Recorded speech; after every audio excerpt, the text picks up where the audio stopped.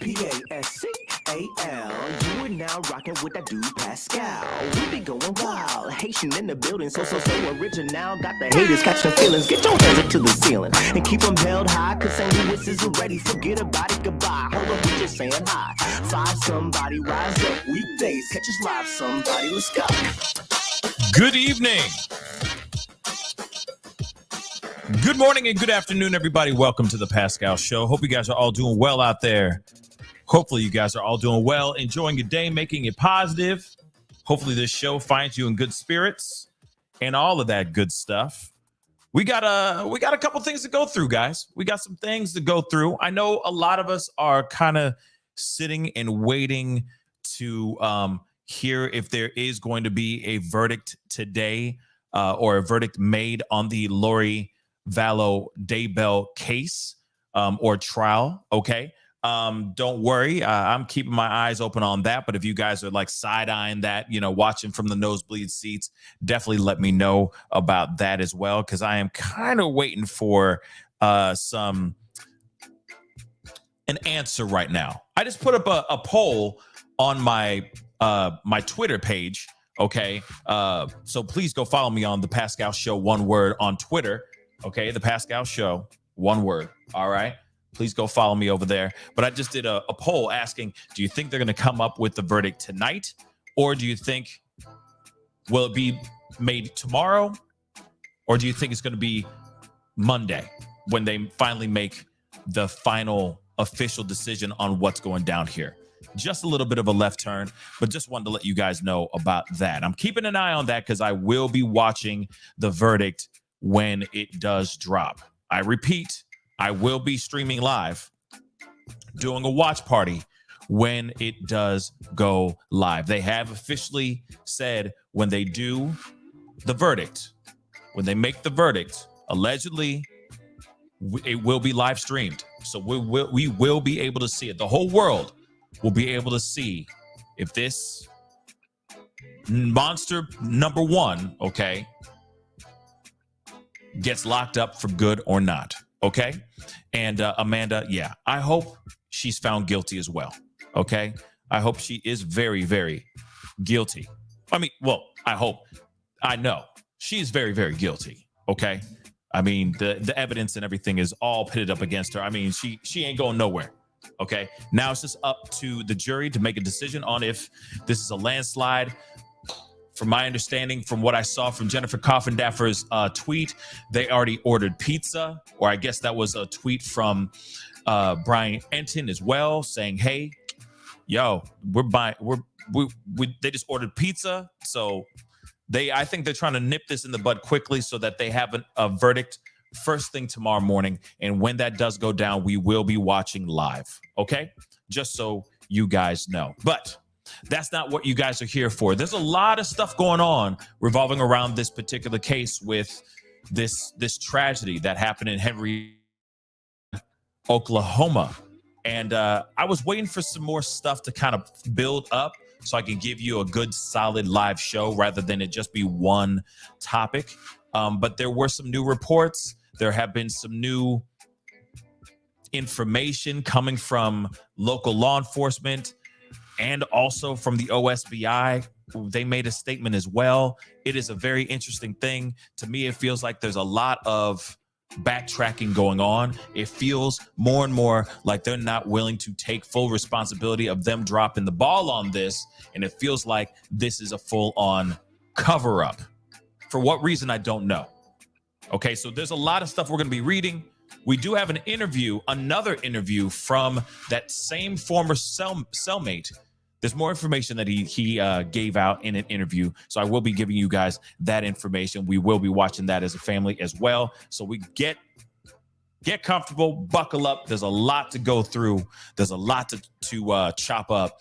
And then I may be doing a pop-up video because I do have some updates on another story that we've been covering quite a bit as well. I'm not going to tell you who it is, but I got to be honest, I was happy when I saw it. That's all I'm going to say.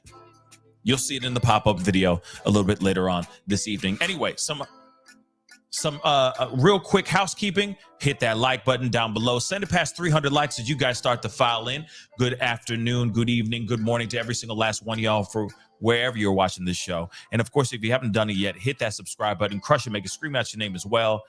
You know, it'd be great to have you a part of the Pascal Show family. Of course, hit that notification bell. Make sure you are live whenever we are live and all that, okay? And of course, if you want to support the channel even more, hit that join button down below. That'd be great as well, okay? And Nicole, no hint.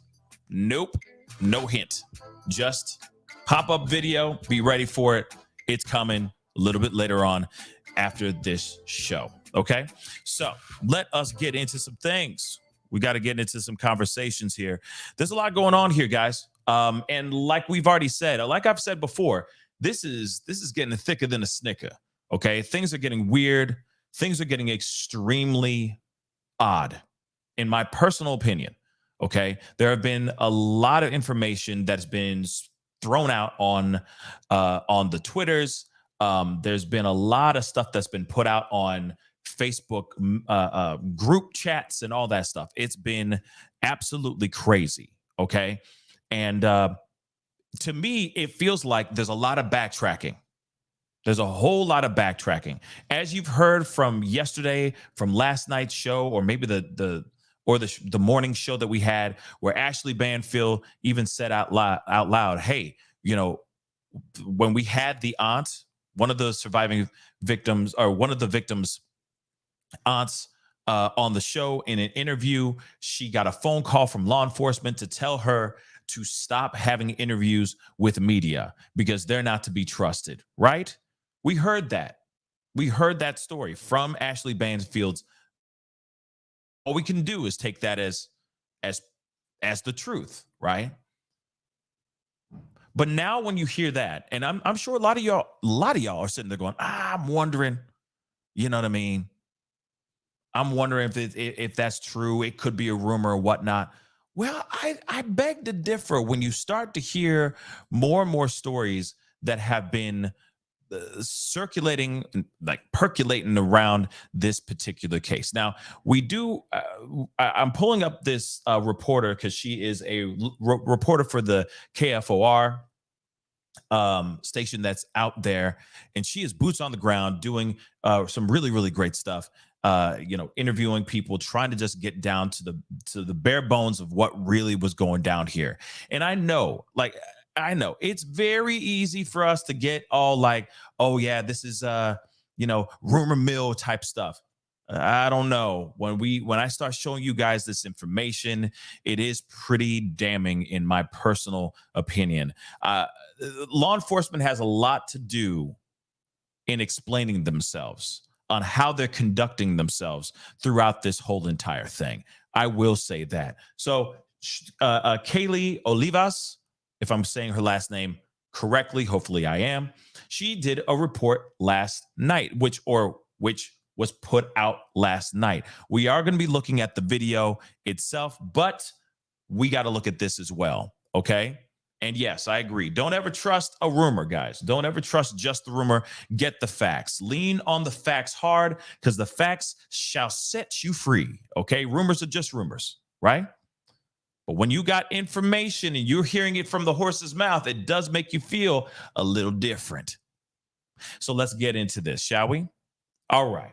So the burning questions most people have asked: where was Jesse McFadden's probation officer? According to the State Department of Corrections, he wasn't on probation, but he was required to check in with the Okmulgee County Sheriff's Office every 90 days. So he was free as a bird for like 2 months. So he can do God knows what, right? Do anything he wants, get crazy, so on and so forth. And then for 30 days, he could dry up and then meet up and go and get checked in. So he can do whatever he wants. Let's keep it real. This is not like a mandatory type of thing where he has to meet with them at the end of every week or something like that. You know what I'm saying? I don't know how probation, meetings with your probation officer goes, but I'll tell you this, it ain't you out there for 90 days. And then you just come back and you go, yeah, everything's cool. Right? But anyway, that's sus to me. That's very lenient on somebody who was incarcerated for being such a violent individual. I will say that. But continuing on, all right? Because there's more. A county investigator compared those checks to playing darts. Yeah. News 4 has been investigating Jesse McFadden and his past for the last several days, as have we, haven't we, fam? We've been putting in some work, okay? McFadden is, okay, we already know about what he has done, okay? We already know about what was found inside the home, including so much more we already know, okay? Now, Ivy's dad said, still confused, still have a lot of questions that need to be given, or still have a lot of answers that need to be given. I'm sorry. This is what Justin Webster, Ivy's father, recently said, of course, too. And we already know what he was convicted of, why he was incarcerated, so on and so forth. Okay? So, state statute dictates ODOC base an inmate's incarceration on a level system that determines custody level, job status, program status, and privileges. The level system, whatever that number is, encompasses multiple criteria, including behavior and attitude, program and education assignments, and general hygiene. Okay, this is what the Department of Corrections acting chief of communications said. Okay, so the ODOC systems of incarceration also states for a level 4 inmate, which we talked about last night. All right, he was a level 4 inmate. He had to have maintained an outstanding attitude and relationship with staff and other inmates. Let me just say that again. He had to have maintained an outstanding attitude and relationship with staff and other inmates. McFadden was a level 4 inmate for most of his incarceration. However, he was assigned to level 1 in January 2017, following his misconduct occurring in December 2016. His inmate status was downgraded because McFadden was caught with a contraband cell phone officials say he had used to talk to a younger person. You know, I got to use these code words. According to the court documents, the photos of the victim appeared to be, we already know about this stuff, okay? I'll just highlight it. Stages, okay? Various situations that no person should have on their phones, period. The conversations between McFadden and the victim also reflected very themed conversations, if you get what I'm saying. The phone was also contained explicit photos of McFadden, the court records show. He was charged in 2017 with a count of soliciting conduct or communication with a minor by use of technology and a count of CP. Both are considered felonies. So this is while I said, again, I repeat, this is whilst he was still locked up. He was still in those prison jammy jams. You know the ones. They're either in gray or they're in, bright orange, or sometimes they beige. Okay? Brown, whatever you want to call them. This mother lover locked up, and he was still doing all this disgusting-ish. Okay? He returned to level 4 status only 5 months later in June of 2017. He then completed the state required 85% of his sentence. Inmate Jesse McFadden was sentenced to 20 years in 2003 and was received into the ODOC custody in January 2004 per state statute. For his conviction, McFadden had to serve no less than 85% of his sentence, which is a minimum of 17 years. Inmates are given credit for time served within county jails, which in his case, he was locked up in jail for 76 days. Okay? So that was added into time served. Despite still facing 2 charges related to CP, he was released from prison in 2020, October of 2020. Now, they say, Thompson added, McFadden was not put on probation, but he was required to check in with the sheriff's office every 3 months, in which he was compliant. Again, let me just say this again. Let me just say this again. You got a guy, okay? You have a guy that has been locked up for 17 years, still doing a whole lot of bad, all by himself, behind bars, doing the same thing in which he got incarcerated for, still behind bars. He gets released. Lucky him. Even though he was caught and charged while still being incarcerated, they still let him go, and they gave him still a 90-day, every 90 days he has to check in. He wasn't even on probation. Somebody make that math for yourselves, because I'm a little confused myself. How do you make that work? How is that okay?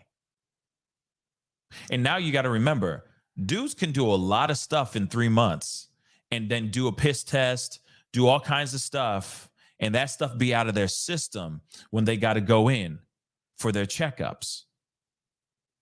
You know, you can do all kinds of stuff, have a great time for a month and a half, just go crazy and then dry up 6 weeks before you're supposed to show up. Even a few weeks before you're supposed to show up. And that stuff will not show up in your system. Okay. So a violent offender, not even on probation, even though he was about to go back into court for the exact same thing he was incarcerated for. Okay. Let us continue. So, however, the county sheriff's investigator painted a different picture last week. So, who's supposed to be checking on an SO? Asked Justin. It's public record. It's everywhere, responded the investigator. So nobody's supposed to come and do checks? Asked Justin. Oh, we do compliance checks, but it's like throwing a dart. See which we're going to do, because that's all the resources we have to do. Don't worry, we're going to be hearing this verbatim. We're going to be hearing these words come out of someone's mouth. All right? Now, of course, they reached out.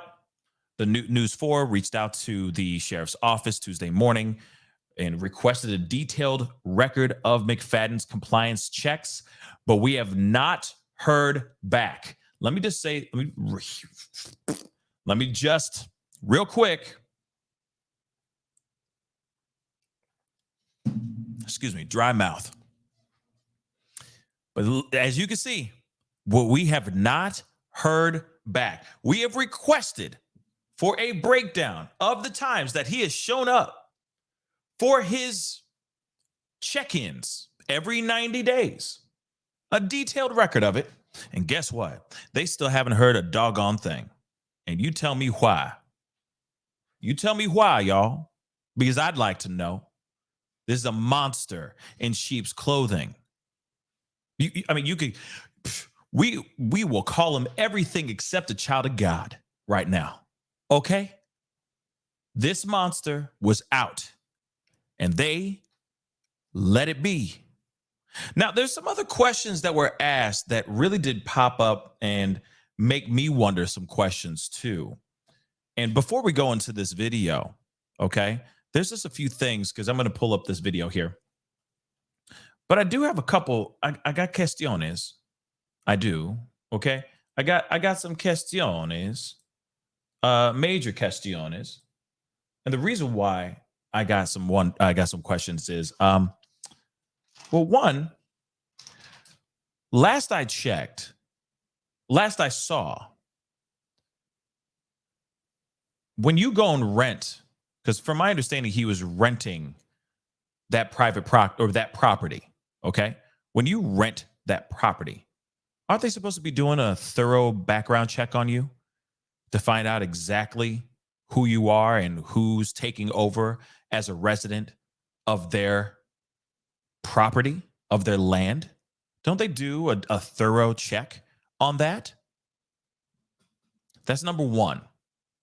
Number two is, from my understanding, there also is a place in which the kids were getting, like a bus stop, in which the kids were getting picked up and dropped off from school right in front of their home, if I'm correct.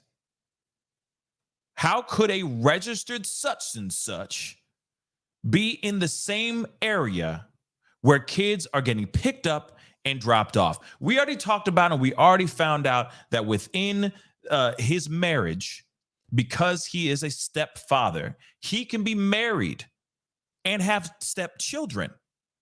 It's legal. So he's not bending any rules. He's not breaking any rules with that. But you got a person that is renting a space. You also got a place that is dropping off kids. School bus stops right there. How is that okay? How is that allowed for any registered such and such to be anywhere near that area? How is he not caught in a background check for the home in which, or the land in which he was renting? Somebody make that make sense for me, guys. Somebody. Because I'm still trying to figure this ish out too. And I mean, I got pages, baby. I got pages, man. Okay. I got questiones, because that part doesn't make sense to me either. Okay. So let's get into this video. We also do have other things we're going to be looking at here too. So please definitely hit the hit number 1. Let me know that you guys can hear this. And I'll be hopping in and out of this. Okay, just fair warning. And let's rock and roll. Oh, he's accused. Real quick, of course, because I got to hop in and out of here because of fair use and all that good stuff. But and you're going to hear some reports from Kaylee here, the reporter. And she does a really great job, seriously. But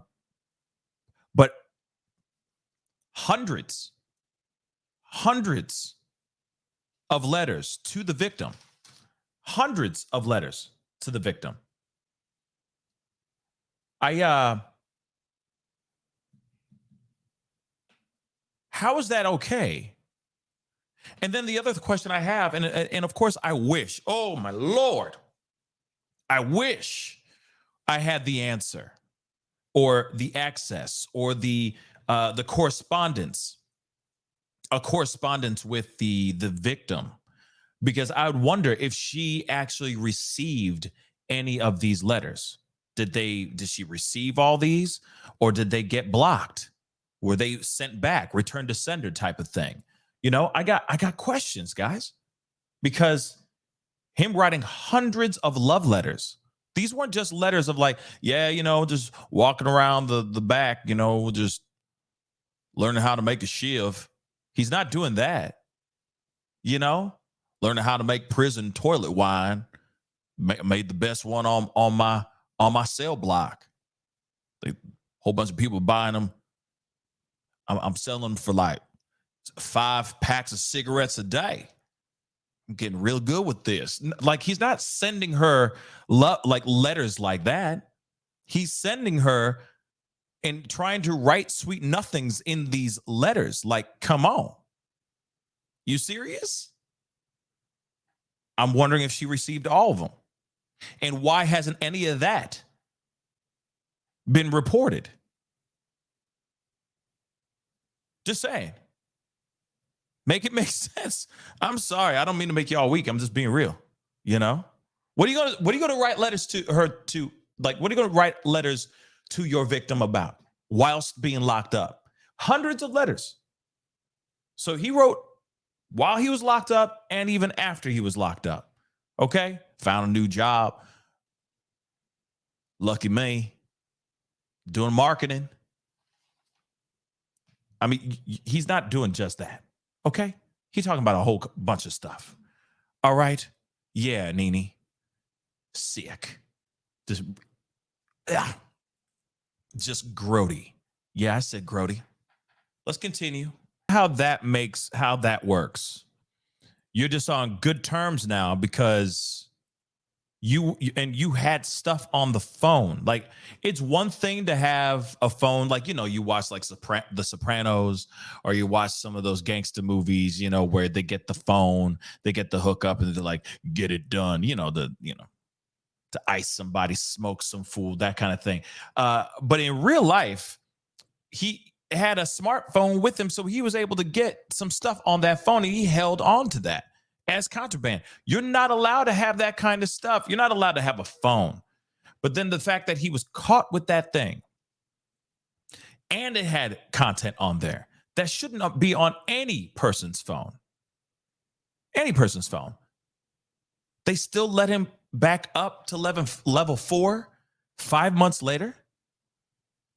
Really? But then the funny thing is later on he got caught even more with more stuff, guys. Come on. He got caught with more stuff. Have mercy. Yo, that's gross. She was 15, 16 during that time. Let me just make that abundantly clear. She was 15, 16 allegedly at that time that he was sending her hundreds of letters.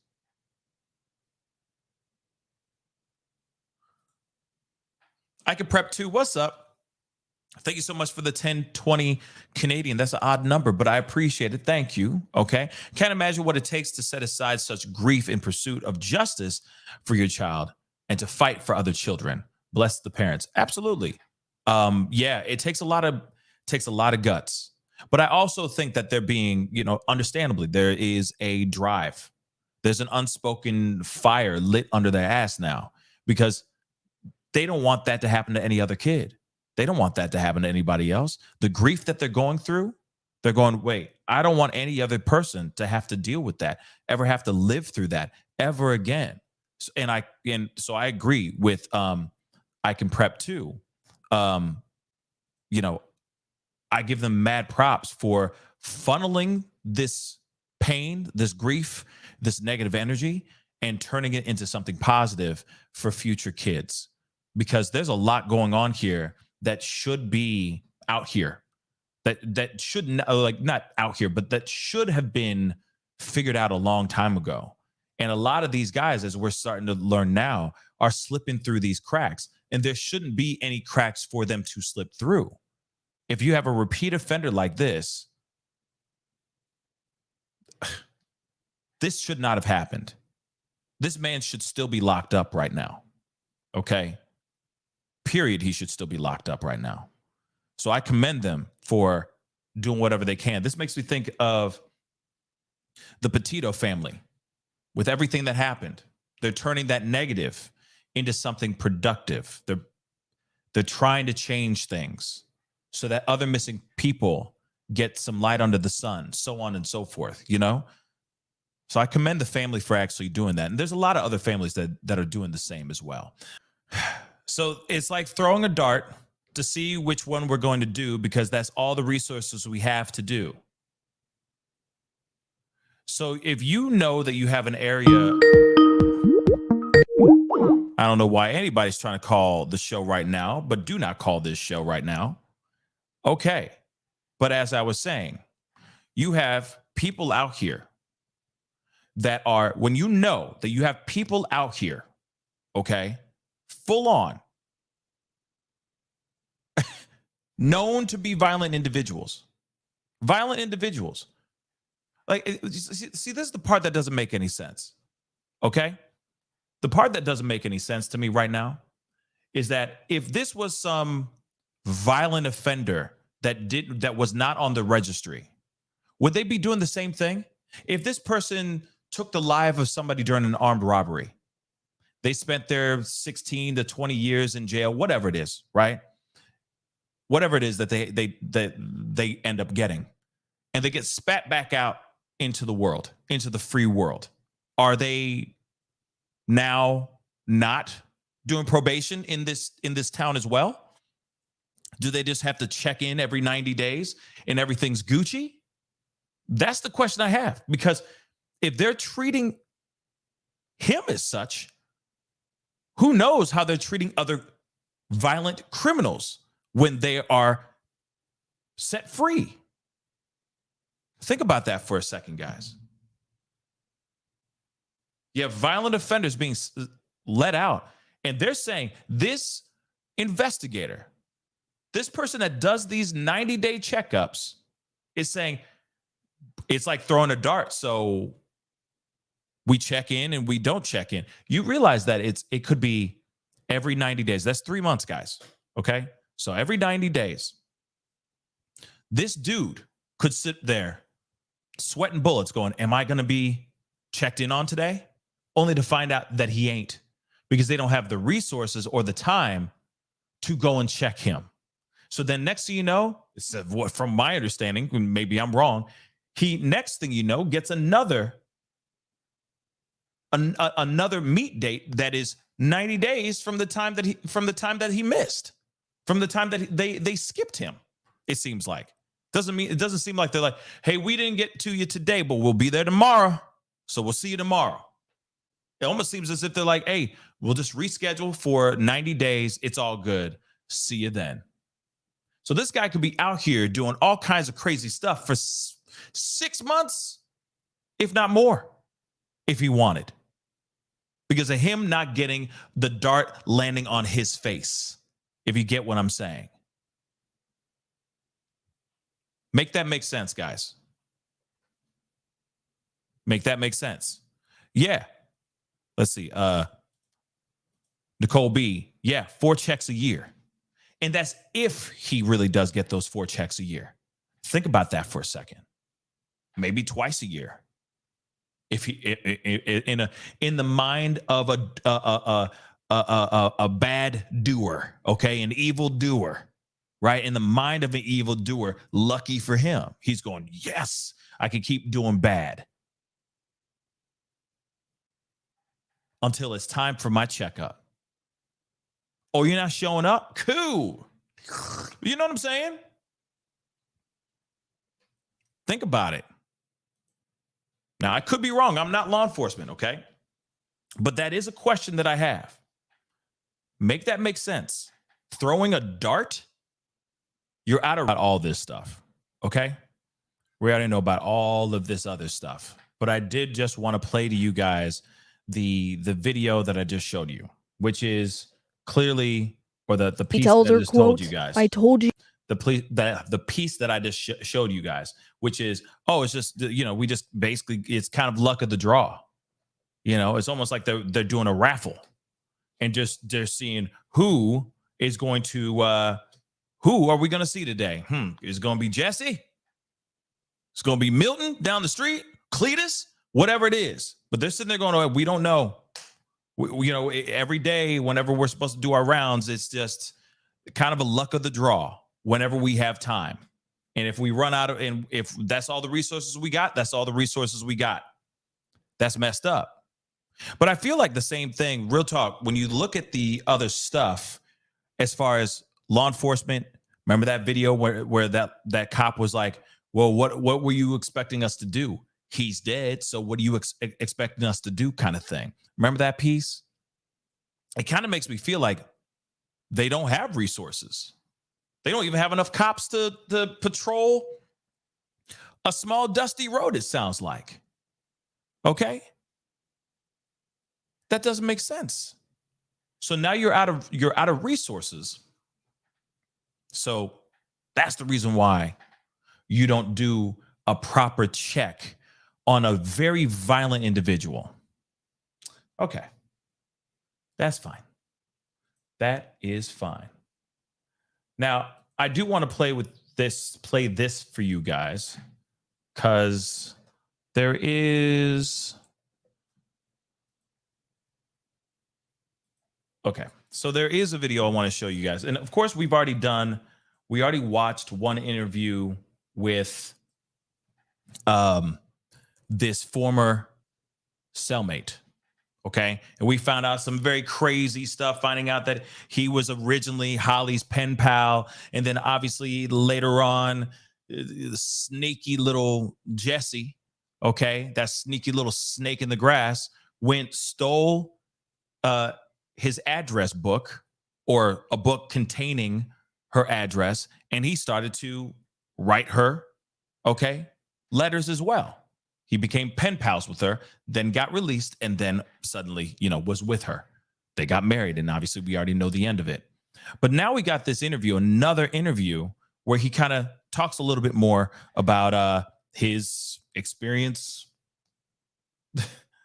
living with Jesse. And I feel like there's more, another angle, some more information around this as well. Let's take a look at this. Manipulator. He's always trying to manipulate me,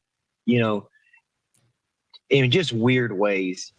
Tonight, we're hearing from a former cellmate of Jesse McFadden. McFadden, as you know, is the man police say killed 5 children, his wife, and himself last week. In a story you'll see only on Fox 23. Fox 23's crime and safety reporter Abigail Dye joins us live here in studio. And Abby, we want to be clear, the man you spoke with was not in prison for any kind of violent or sexual offenses.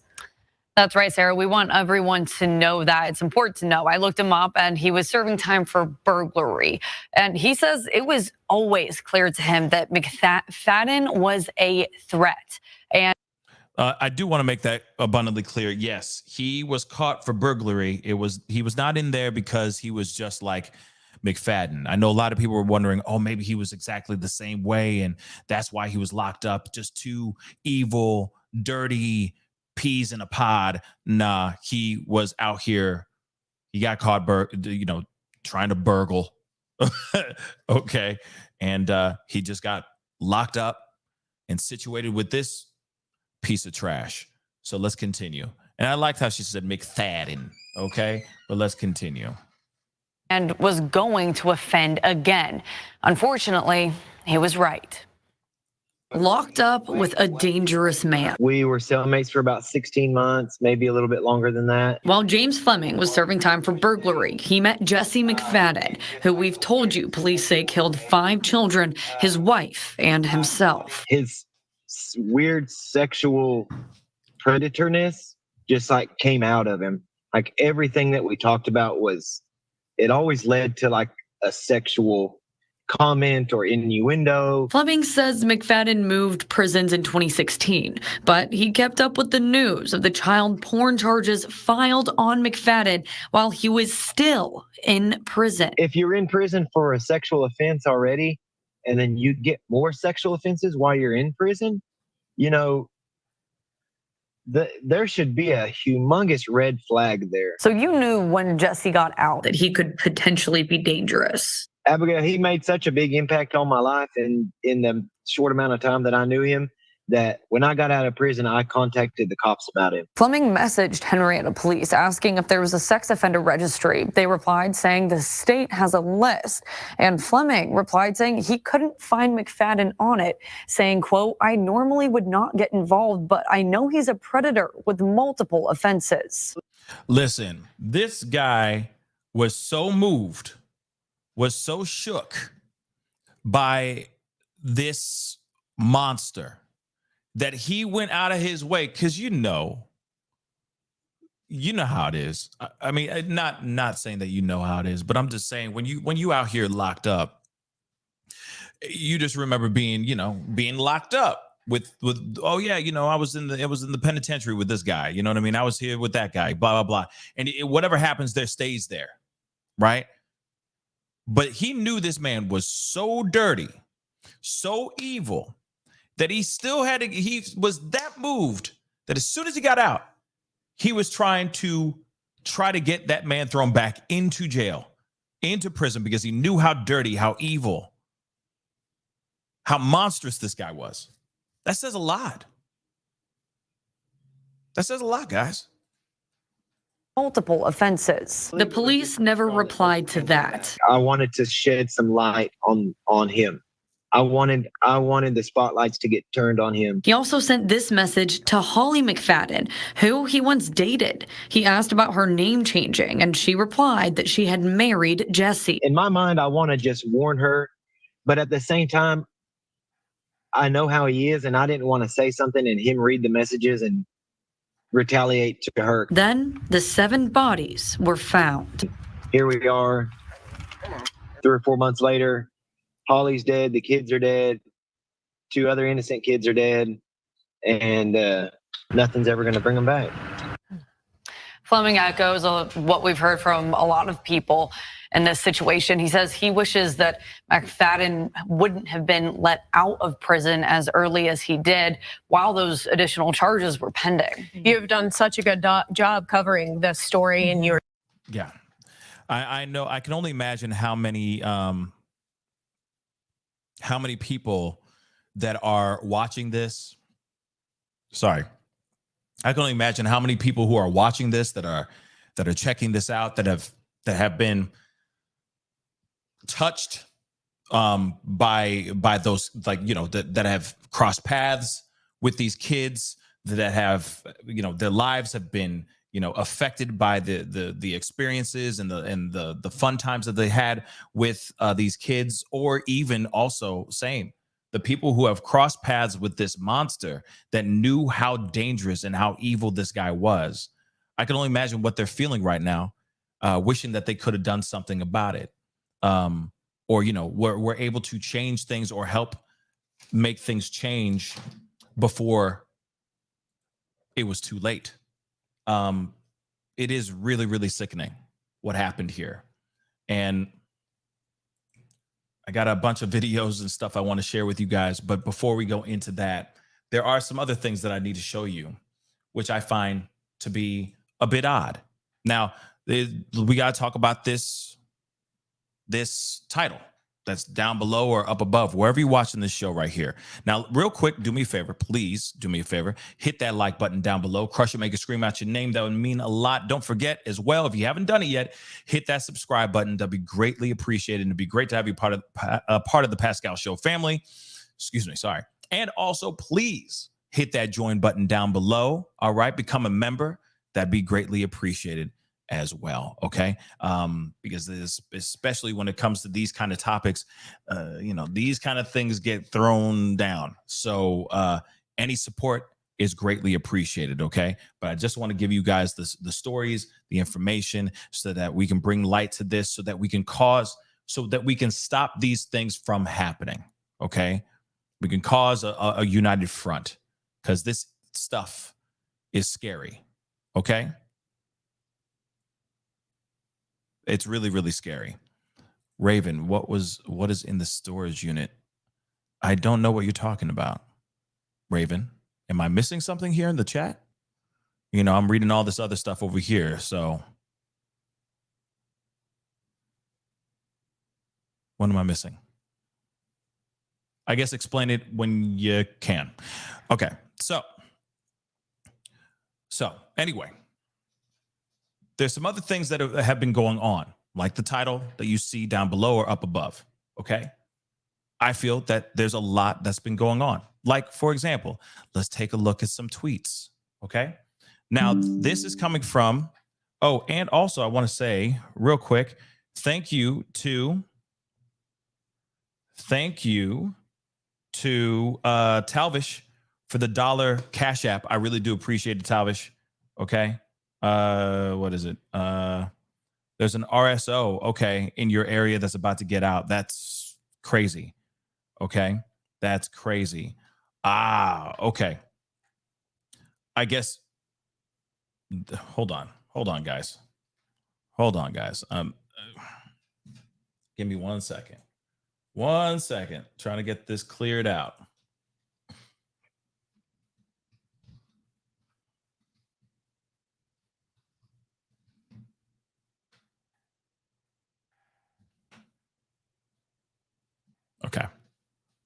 I guess I'll get that answer here in just a second. Ah, okay. That's news to me. I did not know that at all. So,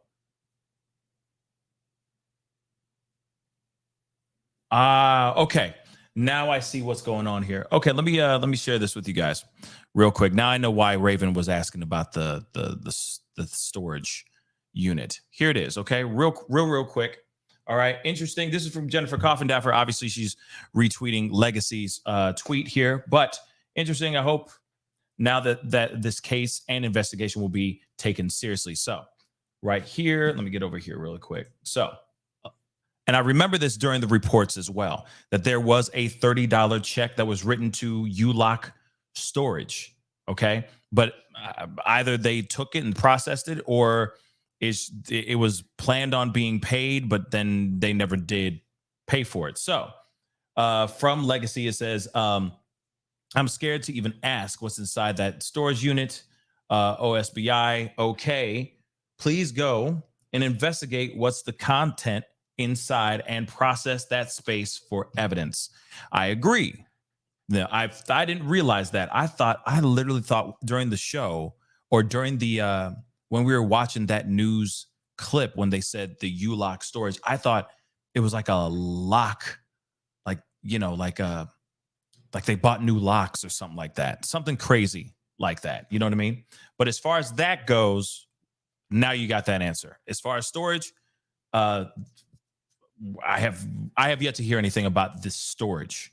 So there may be more things going on here outside of that as well. Okay, but let me go back to our regularly scheduled program. Okay, so I was back to this. Okay, real quick. Now, Erin Christie is an anchor for KJRH. All right, from Tulsa. Okay. Now, she says, although initial investigators on the scene of the McFadden case are not talking to media, they're talking on Facebook on a page without private settings. This is very important, guys. This is very important. So she quoted, and there's a thread. We're going to go through the thread. But she says here, nothing in that house had to do with a homicide investigation. This is a quote from a conversation that was being had on a Facebook page without private settings. Let me just say that. Okay. Now, and I'll go back to your thoughts here about the storage here in just a minute. Let me just get through this thread. Okay. So the crime scene was on property. This is what they're saying. These are the quotes that they're saying. It's unbelievable to me. I'm sorry. I cannot believe this. Okay. So the crime scene was on property. So therefore, nothing in the house is connected to the crime investigated. What kind of excuse is that? Last time I checked, nobody I heard of getting unalived with a computer or cell phone. There might be a CP, there might be CP on the phones and the computers, and there might have been S crimes occurring with chains and toys, and might have been illegal drug use in that house, but none of that was involved in the homicide. That is just one quote. Like,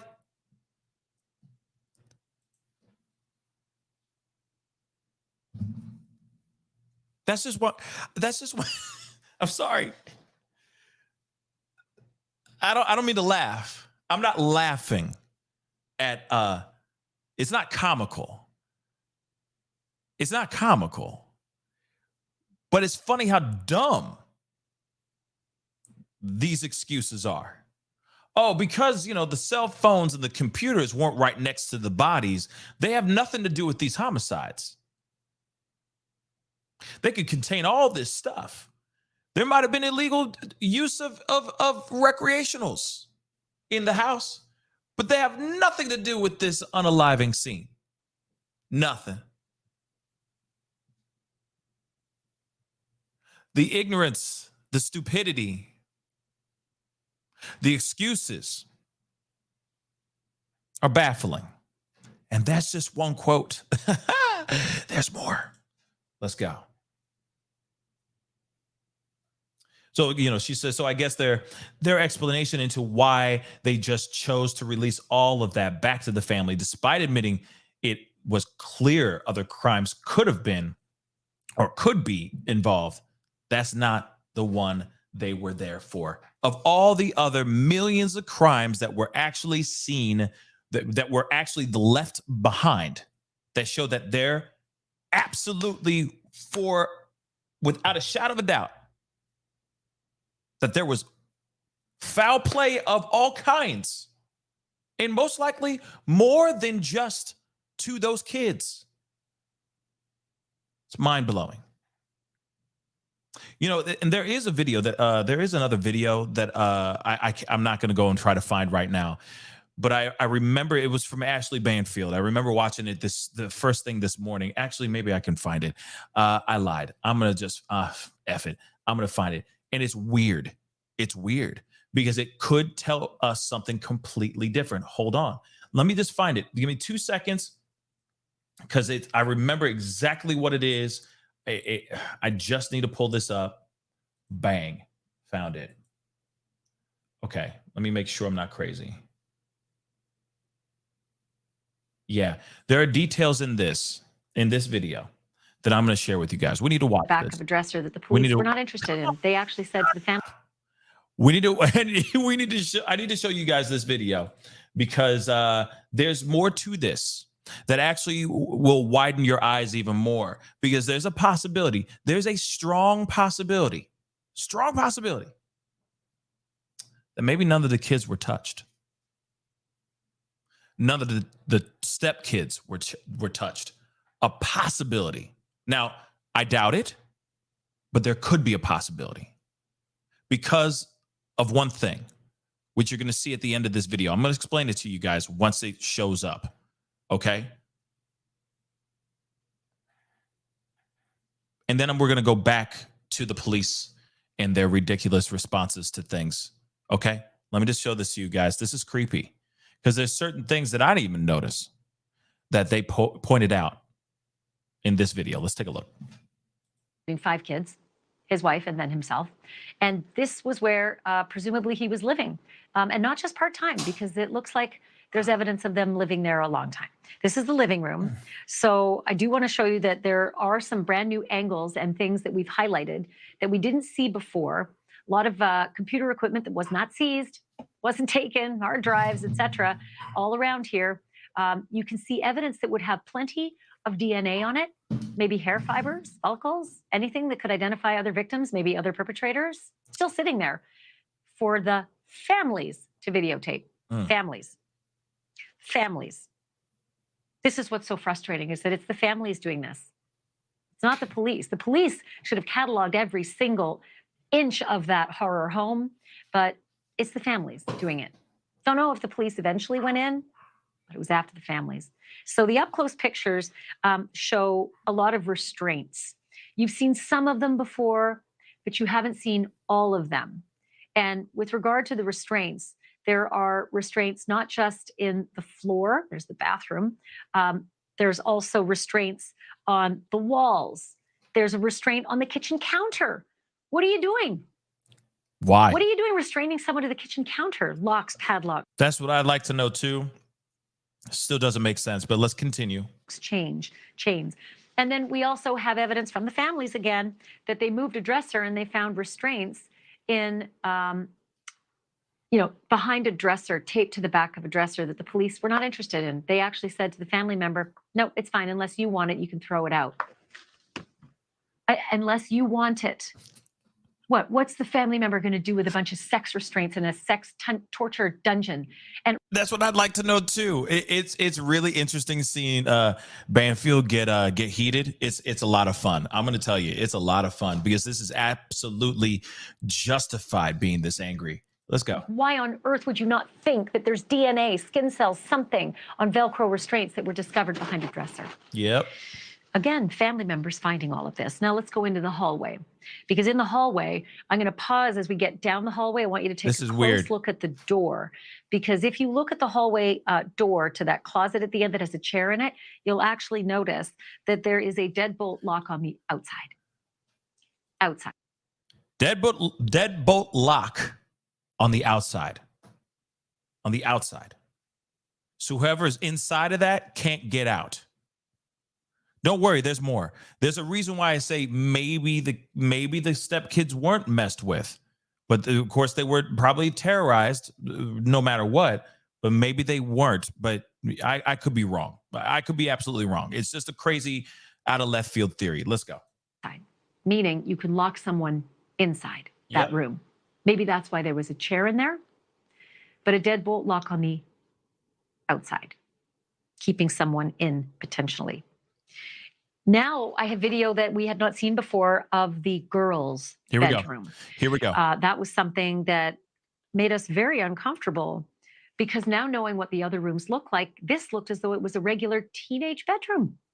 It's just confounding to know that feet away are sex toys and weapons and drugs and syringes and restraints, chains, padlocks to the floor, to the walls. There's clothes in the closet for teenage girls.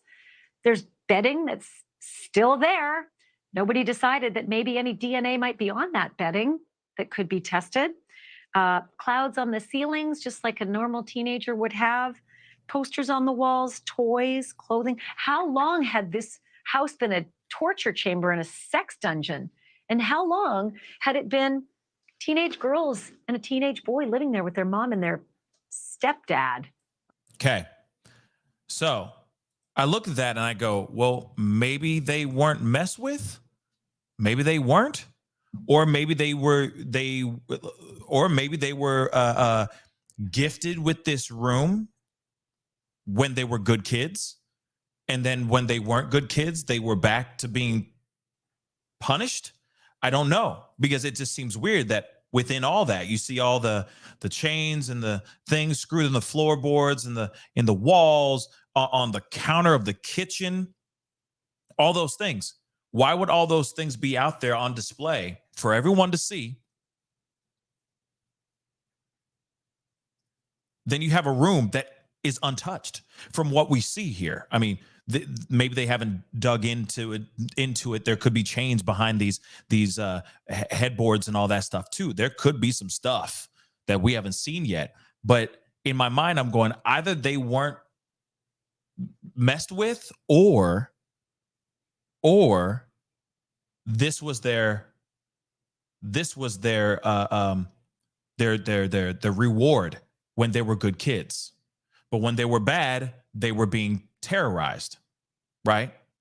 Chained up and everything. I mean, that's the only other thing I could think of. But then I keep wondering, there was a boy too. Okay, hold on. I'm just bringing up their name or their faces. But there was Michael in the house too. Where was Michael's room? Where did he stay? Okay. You still had the two girls, Tiffany and Riley. Obviously, they were sharing a room. Where did the boy stay? What about him? Again. What about Michael? Was he just terrorized the entire time because he was a boy? He was always in the wrong? Where is the boy's bedroom? That's one thing we haven't seen yet. But outside of that, as you can see, those rooms are very interesting, right? That's some very interesting stuff. I keep wondering what the heck is going on here. Okay. And I keep wondering that too, Nicole, like maybe the bed in the living room, but the living room, I mean, I guess it doesn't matter what kind of bed sheets were on the bed in the living room, because let's keep it real. It's a bed on the floor, right? I guess, it doesn't matter at that point, but that's something very, very interesting. Crystal, thank you so much for the $1 super sticker. I do appreciate that. Thank you so very, very much. But that's something I'm curious about, right? You see this room and it's very like any other girl's bedroom, very girly, all that stuff, untouched from the naked eye. from what we see here, untouched from the paraphernalia, from the chains, the etc. But the rest of the house is covered in chains and very horrifying things. The other thing, too, I want to say, too, you're telling me, you're telling me you got girls coming over and they're seeing this stuff out there like that? One on the kitchen counter. It's one thing if they're in like bedrooms, stuffed away in bedrooms, but the fact that you have it right there on the kitchen counter for everyone to see shows you, let's be real, shows that you are up to no good. Shows that there's something up. Clearly. It's very weird. Asila, thank you so much for the $2 super sticker. I do appreciate that. That's weird, right? Follow the grain. Yep, you're right. That could be it too. They were having a slumber party. It's likely an air mattress. Yep, that could be it too as well. You know, follow the grain could be absolutely correct on that too. Now, that's the other question as well, Francis. I'm wondering where the rest of the other two biological fathers are, because they gone. They have not stepped forward and spoken out. And I will tell you what, those other two kids, Tiffany's stepbrother and sister, wanted her father to adopt them. So that says what kind of men they were too. They are too. They are not a part of that their kids' lives. Clearly, they're not. Clearly. Okay. Athena, thank you so much for the 10. According to the victim's dad's receipt for locks and chains was previous Saturday found on kitchen counter. Yes, it was on the kitchen counter. What people are wondering is what's up with the U-lock storage. What's in that storage space? Now, it could be remains. It could be trophies. It could be more Polaroids, more VHS tapes. It could be so many different things. Okay? Clothing, all the things that were under floorboards could be in that storage unit as well. If, again, and only if they actually have a storage unit. Because you never know. Let's think about this for a second. Before we continue on with this, let's think about this for a second. Let's talk about that storage clip. Hold on. Let me pull that up real quick. Shout out to Legacy. Thank you so much, I Am Legacy, for helping out. Y'all need to go follow I Am Legacy. Just saying that out loud. But let's take a look at this. Look at this this check real quick. You see this check? Let's talk about this check really quick. Okay? Two different things could have possibly been happening here. Two different things. One, they were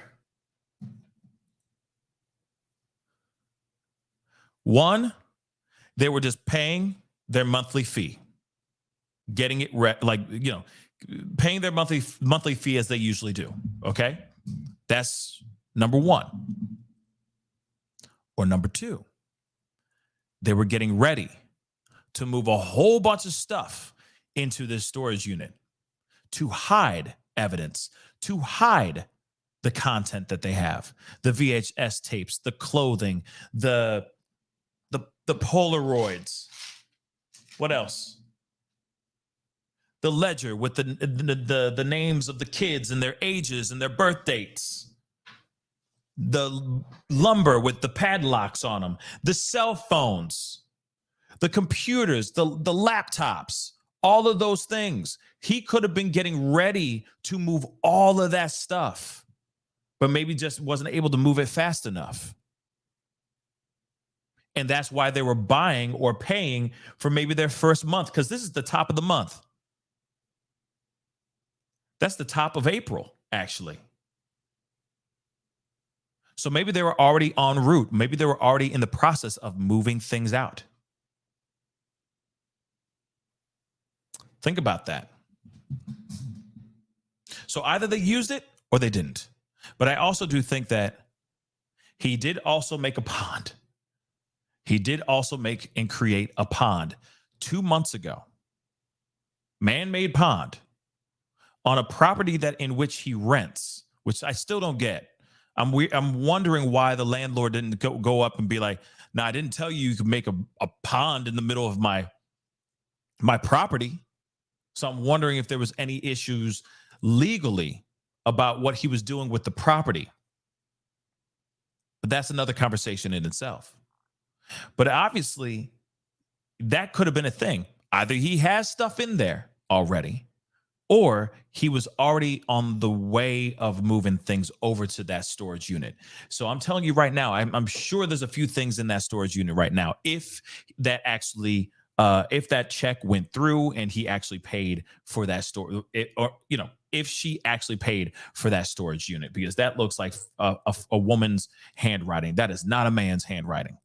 Okay, that is not. Take a look. Take a good look. You tell me that's a man's handwriting? I tell you it ain't. Men don't write like that. I don't write like that. That is too clean. Okay? Yeah, I say drain that pond too. Drain it with the quickness, y'all. Okay? But that is a woman's handwriting. So she wrote it, and I'm thinking that they paid and they were en route to moving a whole bunch of stuff over there before this court date that he had. But then I guess, I don't know, something happened that maybe they got too busy partying or whatever the hell it is. Okay. And I don't know. All I know is still they need to go and check that storage unit right now. Okay. Whitney Delaney, thank you so much for the $20 super sticker. Thank you so much. The highest in the room. Thank you so much. I really do appreciate it. Thank you. Thank you. Thank you. Thank you so very much. But as I said, let's get back to that video. Finish the rest of the last year. But this is just so uncomfortable to think it looks like such a normal bedroom inside that house of horrors. And by the way, those dungeony things were not hiding anywhere. They were right there in the living room. They were right there in the kitchen. They were right there in the bathroom. They were right there everywhere. The drugs, the needles, the marijuana chocolate, the drawer full of drugs and alcohol, all of it was right out in the open. It wasn't being hidden from the kids that were clearly living there. So you now have to wonder, what was life like for those kids? Did they just think that's normal? Or were they part of it? In the computer room, one of the things about this house is that there were just so many computers, just multiple computers. Maybe they were for innocent teenagers doing their homework, and maybe they were for filming and storing and shipping porn, snuff porn, who knows? Nobody checked, because the computers were all left behind, so were the hard drives, which is just unbelievable. To not just me, to the experts who've seen this, to the families who were gobsmacked by the fact that nobody wanted to check the keyboard for, DNA. Who was on that keyboard? It's unbelievable. Gobsmacked. There's a room with a lot of bags in it as well. And one of the things about the bags is that they were stuffed so full, it's hard to know what was in them. Could it be mementos, clothing, personal effects, belongings of potential former victims that came through that house? Hard to tell, don't know. Certainly the families were too nervous and worried about handling the bags look at all these bags up on the shelves. The families thought, well, don't touch them because the police surely will. Police left them behind, didn't want to know. Could it be a missing child's clothing, personal effects stuffed into those bags and stuffed up on a high counter or a high shelf? Who knows? And then Michael's room, the teenage boy. Inside Michael's room, hunting equipment, bows, knives. Don't know if they belong to Jesse. Don't know if they belong to the teenage boy. Have they been checked for human DNA? Could it have been possible, since Jesse McFadden murdered 6 people? Maybe he murdered someone else? Maybe. Is it such a far conclusion? No. They were left behind. No one checked. And oh, well, hold on. And the white car outside the house. The white car that, vanished the day after the police were there. Here's a close-up. The families looked inside to get a peek at what was in that car. Word is now it was Holly's car, possibly taken by her mom, Jan. But shouldn't the police have this impounded? Shouldn't they be taking every single piece of trace evidence out of there? Maybe there was someone in the trunk at some point. Maybe Holly was a perpetrator. Maybe her husband, Jesse, used her car to kidnap kids. Maybe is a big word here. Let me just say this. I understand that it's she's saying maybe to be fair and all that, but I'm going to tell you guys something. Holly had a lot to do with this too. There's no way you could sit here, live through a house full of chains, for lack of a better term, and all the other mucky muck, and just not know, and just play dumb. Okay, all that stuff was out there. What? Oh yeah, the chains that were screwed into the walls and stuff. That's an artistic choice. That's just there. Really brings the room together. Are you kidding me? Especially those padlocks. Really brings the room together. Don't you think, Holly? Look at our home. Isn't it beautiful? With all these chains. Really brings everything. Makes it feel like home. No, it's not. So, as far as we could sit here all day long and try to justify, oh, Holly such and such was, didn't know anything, blah, blah, blah. She knew quickly. She knew quickly. And had to have been cool with this to some extent.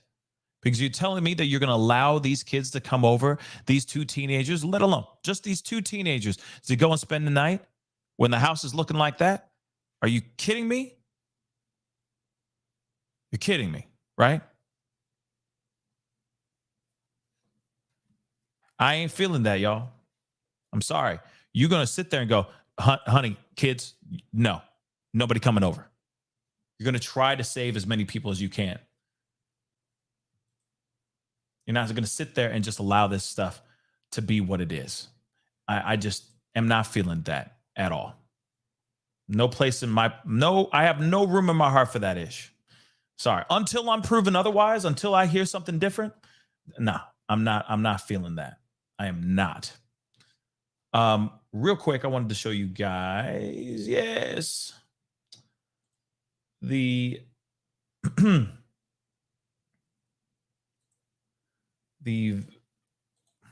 is crazy as well. There's another press release, I guess, for lack of a better term, that was made by the OSBI that I wanted to share with you guys. I mean, it's basically a whole bunch of nothing. Okay. It is a whole bunch of nothing, but I wanted to share this with you guys as well. Okay. And please, guys, do not forget to hit that like button down below. Send as many likes as you can. That would really, really mean a lot. A like doesn't cost a thing. And of course, do not forget to hit that subscribe button. Okay. Your boy's working hard out here in these streets to give you guys the information and the conversations that you need for the day and updates on this particular story, which is still absolutely crazy. But real quick, I wanted to share with you something. Hold on, guys. Sorry. Just getting stuff together. Okay, so from Kaylee, she posted this thing that I'm about to show you guys. She said, this is the first press release from OSBI we're receiving about this tragedy. Okay. And then, of course, she said, what do you guys think? So I wanted to share it with you guys as well, because it is very interesting. So let's take a look at this. All right. Mafe. Yeah, you ain't wrong. He could have done that too. For his own, like I said, like he's maybe making content for disgusting individuals. Okay. Very, very disgusting individuals. All right. And don't worry, I'm going to get to the super chats in just a minute. Let me just get through this, okay? So the OSBI serves as the lead criminal investigation agency in Oklahoma through partnerships with other federal, state, county, and local law enforcement agencies with original jurisdiction in limited crimes. The OSBI is jurisdictionally available by request to our partners for assistance in various capacities, including investigative specialty services, partial and full investigations. Basically, I feel like they're about to just give us like a history of just how the OSBI has become OSBI. I don't understand why they do this red tape technical jargon type of BS. Just give us the facts. On Saturday, May 6th, 2023, Okmulgee County District Attorney Carol Iskey requested the OSBI provide full investigative assistance and assume the lead role in the continuing investigation regarding the homicides of Holly, Tiffany, Michael, Riley, Ivy, and Brittany at the hands of Jesse McFadden. The OSBI and our law enforcement partners recognize there is a tremendous amount of information being publicly presented from a variety of sources as it relates to this case. In tragedies such as this, when families and communities are grieving and looking for answers, the rapid flow of information and in some instances, speculation can lead to misinformation being widely disseminated. Since the misinformation can be a distraction to the families and friends working to navigate their grief and may compromise the investigation as it moves forward, the OSBI does want to furnish the following facts to help provide some clarification and prevent the further spread of unconfirmed information. And I'd like to know what that unconfirmed information may be. Since May 6, 2023, the OSBI has been communicating with the involved families, working to keep them informed on the progress and priorities in this case, and tirelessly processing items, conducting interviews, searching additional locations and property, and obtaining intelligence and documentation.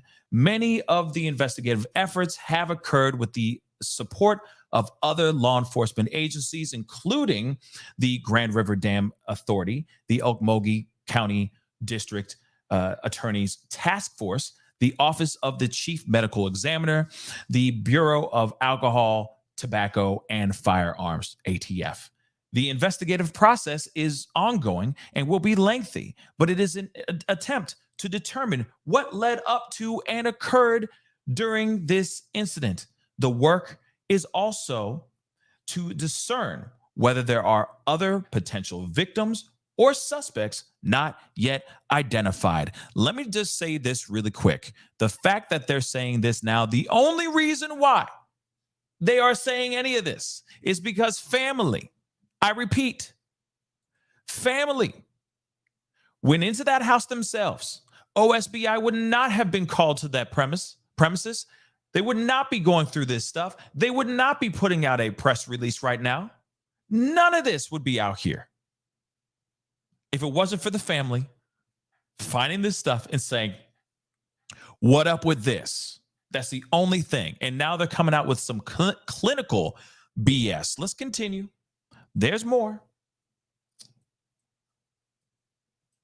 While OSBI is aware there is information circulating that does not represent investigative facts, we will not attempt to address each aspect of the miscommunications. Pursuant to Oklahoma Statute 74 OS 150.5 D1, OSBI investigations are confidential, and the OSBI cannot release detailed information regarding investigations to the public. This helps ensure the confidentiality and integrity of each investigation. There's more. I got another piece. There's another piece here. I got more. As we move through the investigation, the OSBI will continue to consider all available information and will conduct additional investigative activity necessary to evaluate information veracity. Okay, information veracity. Anyone who has information relevant to this investigation may call the OSBI tip line at 1-800-522-8017 or email tips@osbi.ok.gov. Those providing information may remain anonymous. OSBI understands that at the culmination of this investigation, there will be many facets of this case that will need to be addressed. Some of those are not under the preview of the OSBI, but for those that are, We will attempt to address them within our statutory guidelines. Future official updates regarding the progress of the investigation appropriate for the public release will be provided by the OSBI or the Okmulgee District Attorney's Office via a subsequent press release or on the official OSBI sites. Going forward, OSBI will continue to work with the family and our law enforcement partners as we all look for greater understanding. We ask for the continued support of the family and friends of Holly, Tiffany, Michael, Riley, Ivy, and Brittany. And that's all they put out. Let me just tell you, word salad, word vomit, technical jargon, technical red tape, word vomit. That's basically all they said. They said nothing in this. Oh, we're looking into this. They said that there's misinformation being thrown out here. I have yet to hear anything about any misinformation being out here. I know that there's been some talk about the mother, but I don't know what is true and what's not. So I'm stepping back on that piece of information. But outside of that, the information that we are looking at is literally what they saw in the house. That is all that we see. All the information that we see in that house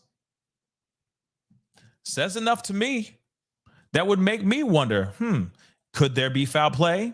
Could this be a situation where somebody's in bad shape, where there's bad things going on? I got questiones. I think we all do, right? Okay. Real quick, I want to say, Deidre, thank you so much for the $25 Cash App. I really do appreciate it. Thank you so very much. Athena, thank you so much for the 10. The point I was making is that chains and locks were recently purchased, according to victim's dad, on the previous Saturday, according to the receipt. Okay, so he got some fresh stuff, or something triggered him, and he just decided to do all this stuff that day. Which is weird, though, because of all the other stuff that's around that house, the clothing that was found, etc. Okay, kids' clothing and stuff that was left behind. But that is interesting information to know. Thank you so much for that, Liz. Thank you so much for the $20 super sticker. I really do appreciate it. Thank you so very much. Okay, but that's the thing, though. You see that information from OSBI, and it's very clinical. It's very like paint by numbers BS. In my personal opinion. Oh, we cannot say these things. We got to do this, and we're working diligently with these, that, and the others, and we're doing everything we can to be respectful to the blah. Well, the thing is that they dropped the ball, and now they're trying to scoop it up and trying to throw it to first, and it's already too late. Okay? This was the easiest play that they could have walked in there and said, oh, there is foul play all over this house. And they decided not to do that. They decided to ignore all that BS until the family saw, and they started making noise about it, rightfully so. And that's the only reason why OSBI is there. In fact, I'm wondering why FBI ain't there. Why isn't FBI showing up? Why isn't FBI involved? Bring them in. I don't even trust OSBI. No offense, but do you? Do you? Because I don't. Okay. Now, there's some other stuff I want to show you guys real quick before we go into this other video. Again, don't forget to hit that like button. Don't forget to hit that subscribe button. That'd be greatly appreciated. But also from Kaylee, all right, our reporter, boots on the ground out there for KFOR. All right. She's doing a fantastic job over there, and just slowly getting as much information as she can. All right. The Henrietta PD lieutenant has now deleted the comments per a request from the OSBI. Oh, have mercy. Let's go. Let's take a look at this. It says, I can explain the legal semantics about the investigations being separate, but can't discuss case per se. I just had to delete my Facebook post because OSBI called him complaining about it already. And I really said nothing about the case because I wasn't on the scene, as I told you earlier. So don't know. It's just a mess. Now, in the response, it says, called your chief. I just like to know how a homicide investigation would, according to your Facebook comments, not have anything to do with the inside of the house. They said, I understand, and I'll explain that part to you. Then it says, victims, phones found inside. Do you all typically not search inside of search the inside of a home if bodies are found outside?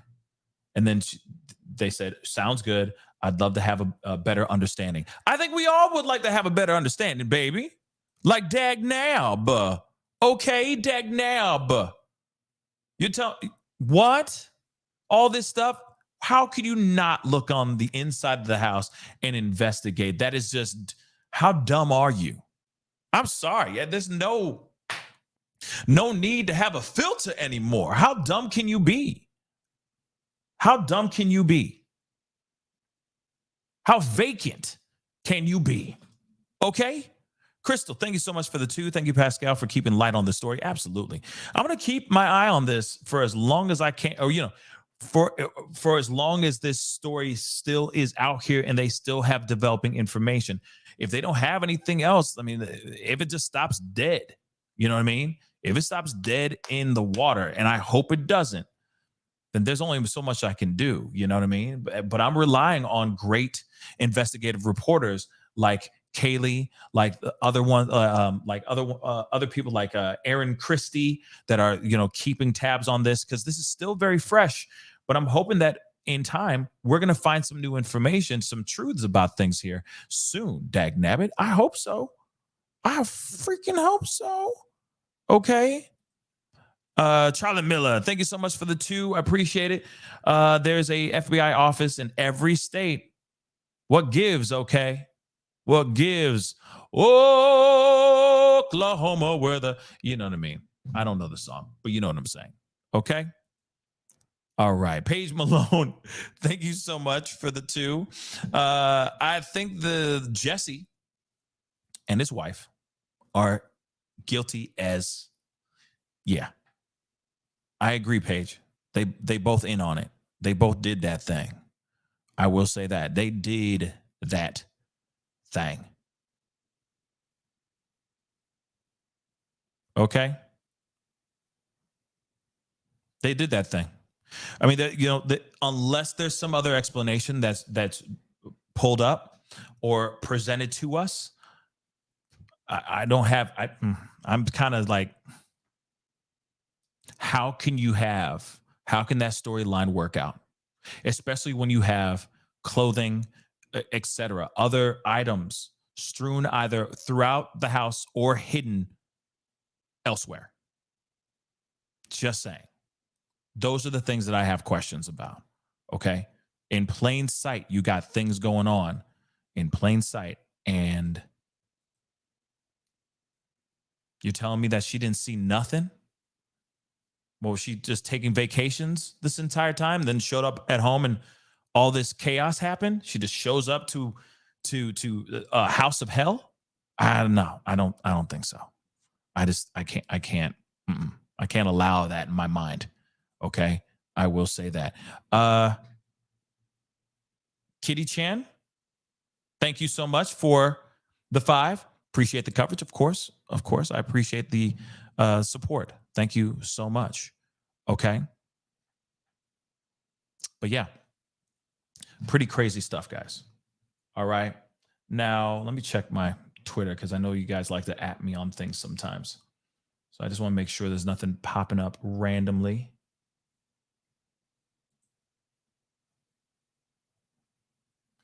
Yes, I'll be looking into some other stories as well. Trust me, we are going to be going into some other stories here very soon.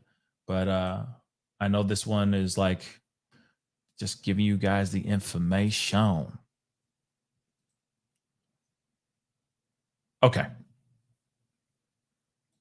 So as you can see, to me, it's back. They're backtracking. They're doing as much as they can. Okay, to hide out in a way. Okay. So I got one last piece. Okay, one last video for us to see if I have it. Yes, I do. Okay. Got one last video I want to share with you guys, because this one I think could help The families are doing it, or at least the father, one of the fathers is doing everything they can to try to make a change, trying to make a difference out here. Okay. Yeah. I mean, you know, Oklahoma, you know what I mean? Oh, what a beautiful morning. You know what I mean? I don't know. But anyway, sad, because that's a very happy song. And this is such a sad situation coming out of this state.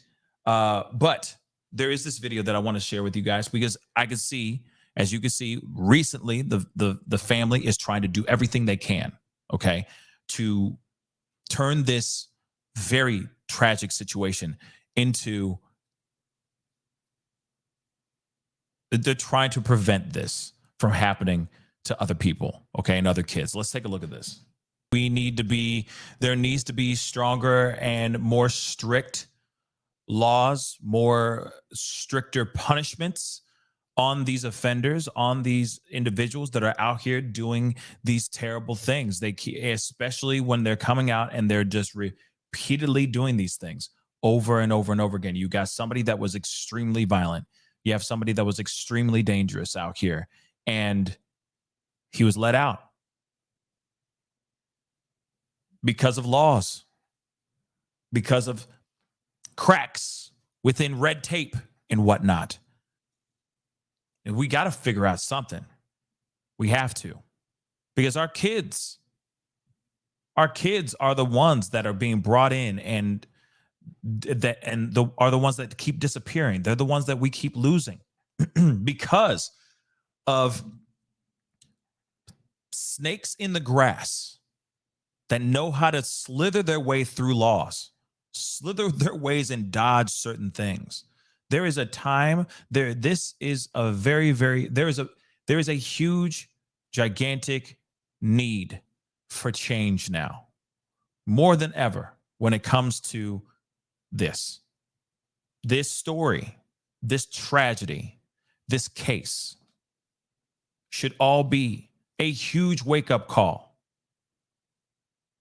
on the things that are being written into law, and what are these things that are being thrown out. Again, you got somebody out here that was constantly breaking laws, a repeat offender, a violent one to add on that too. And when he came out, he still wasn't rehabilitated. He wasn't. And then God knows how long he's been doing these terrible things to little ones. We don't know. We don't know. But that house, I'll tell you that though, this house right here could be telling us a story. Many, many stories. So I'm hoping that OSBI, in fact, I hope FBI gets involved. I said it before, everybody, all the acronyms, okay? All of them, DEA, FBI, ATF, CIA, ABC, TMZ, all of them, bring them all, okay? And let's find out what really happened behind the doors of this house.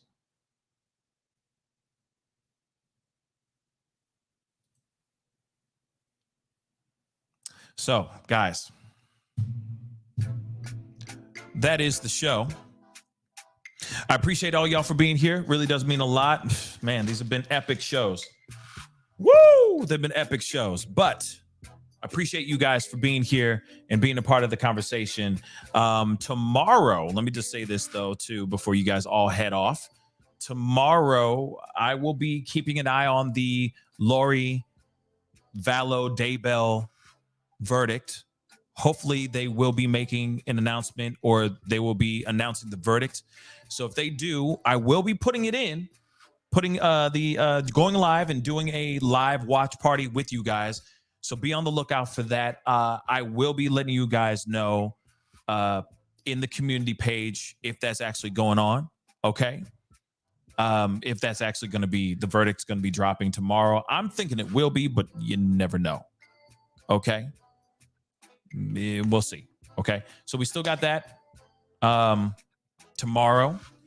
So when that goes down, I will be tweeting it and I will be putting it on my community page on Facebook. So just be on the lookout for that, just so you guys know, because I want to see how she takes the verdict, because I'm thinking she's guilty on everything. Okay. So we'll see how it all goes down. But anyway, guys, it is time to get going. Do me a favor. Be sure to hit that like button down below. Don't forget to hit that subscribe button. Also, please go check out PascalMerch.com. We got a huge sale going on for all jogging suits and all that stuff. So please go and check it out. Got some really great deals going on. PascalMerch.com. We still got the 50% off deal going on still to this day. So go and check it out. Get yourself something nice. And I will be talking to you guys very, very soon. All right. Have a great night, guys. Be good to yourselves. Be good to one another. And I'll see you guys very, very soon. This is the Pascal Show. Bye.